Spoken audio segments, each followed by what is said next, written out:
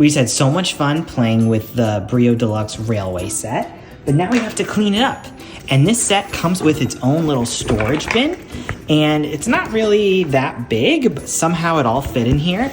And now I'm gonna figure out how to put it away. So I broke down the whole layout. We have all of our tracks piled up, all the roads and all the other pieces, and now I'm gonna put it into the box.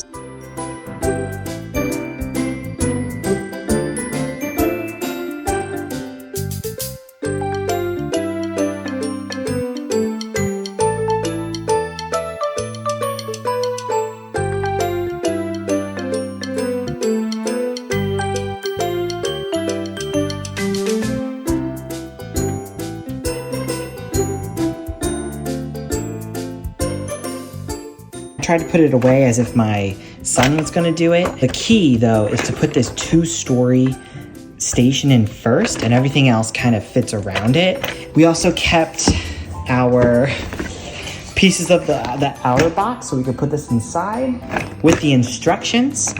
And then you put this top right on. This little top, it velcros on either side to make it shut. And voila.